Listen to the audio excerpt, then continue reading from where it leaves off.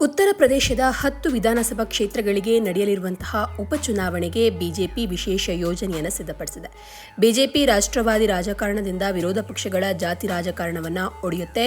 ಇದಕ್ಕಾಗಿ ಬಿಜೆಪಿ ಎಲ್ಲ ವಿಧಾನಸಭಾ ಸ್ಥಾನಗಳಿಗೆ ಮೀಸಲಿಟ್ಟ ತಂಡವನ್ನು ರಚಿಸಿದ್ದು, ಅದು ಜನರ ಮಧ್ಯೆ ಹೋಗಿ ಸಂವಿಧಾನ ಬದಲಾವಣೆ, ತಿಂಗಳಿಗೆ 8,500 ರೂಪಾಯಿ ಪಡೆಯೋದು ಮುಂತಾದ ಪ್ರತಿಪಕ್ಷಗಳ ಭರವಸೆಗಳನ್ನು ಸುಳ್ಳು, ಅದು ಸತ್ಯ ಅಲ್ಲ ಅಂತ ಕರೆದು ಜನರಲ್ಲಿ ಜಾಗೃತಿಯನ್ನು ಮೂಡಿಸುತ್ತೆ. ಅಲ್ಲದೆ ಬಿಜೆಪಿಯ ರಾಷ್ಟ್ರೀಯವಾದಿ ಮತ್ತು ಅಭಿವೃದ್ಧಿ ರಾಜಕಾರಣದ ಬಗ್ಗೆ ಸರಿಯಾಗಿ ತಿಳಿಸಿ ಹೇಳುತ್ತೆ.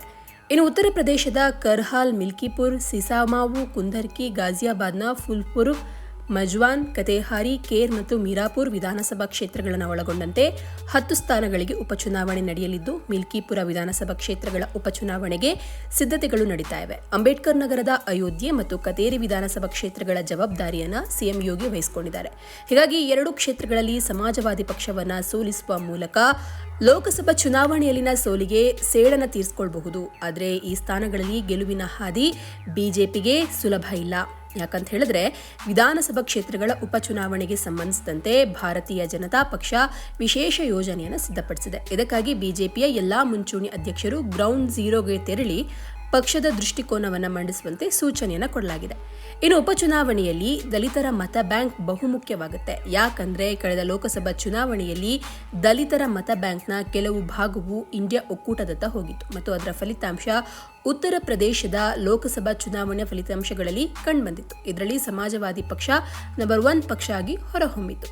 ಇನ್ನು ಸಂಘಟನೆಯ ವತಿಯಿಂದ ರಾಜ್ಯ ಬಿಜೆಪಿಯ ವರಿಷ್ಠ ಪಂಗಡ ಮೋರ್ಚಾ ಸೇರಿದಂತೆ ಎಲ್ಲಾ ಮೋರ್ಚಾಗಳ ಮುಖಂಡರು ಗ್ರೌಂಡ್ ಝೀರೋಗೆ ತೆರಳಿ, ಅಂದರೆ ತಳಮಟ್ಟಕ್ಕೆ ತೆರಳಿ ಪ್ರತಿಪಕ್ಷಗಳ ಜಾತಿ ಕಾರ್ಡ್, ಸಂವಿಧಾನ ಬದಲಾವಣೆ, ತಿಂಗಳಿಗೆ 8,500 ರೂಪಾಯಿ, ಪ್ರತಿಪಕ್ಷಗಳ ಈ ಎಲ್ಲಾ ಭರವಸೆಗಳನ್ನು ಬಿಜೆಪಿ ಸುಳ್ಳು ಅಂತ ಹೇಳುತ್ತೆ. ಅಲ್ಲದೆ ಬಿಜೆಪಿಯ ರಾಷ್ಟ್ರೀಯವಾದಿ ರಾಜಕಾರಣ, ಅಭಿವೃದ್ಧಿ ರಾಜಕಾರಣ ಮತ್ತು ಬಾಂಗ್ಲಾದೇಶದ ದಲಿತ ಹಿಂದೂಗಳ ಪರಿಸ್ಥಿತಿಯ ಬಗ್ಗೆಯೂ ತಿಳಿಸಿ ಹೇಳುತ್ತೆ. ಆದರೆ ಈ ಉಪಚುನಾವಣೆಯಲ್ಲಿ ಬಹುಜನ ಸಮಾಜ ಪಕ್ಷ ಎಲ್ಲಾ 10 ಸ್ಥಾನಗಳಲ್ಲಿ ತನ್ನ ಅಭ್ಯರ್ಥಿಗಳನ್ನು ಕಣಕ್ಕಿಳಿಸುವಂತಹ ಒಂದು ಯೋಚನೆಯನ್ನು ಮಾಡಿದೆ. ಇನ್ನು ಮೂಲಗಳ ಪ್ರಕಾರ ಫುಲ್ಪುರ ವಿಧಾನಸಭಾ ಕ್ಷೇತ್ರಕ್ಕೆ ಬಿಎಸ್ಪಿ ತನ್ನ ಅಭ್ಯರ್ಥಿಯನ್ನು ಆಯ್ಕೆ ಮಾಡಿದೆ.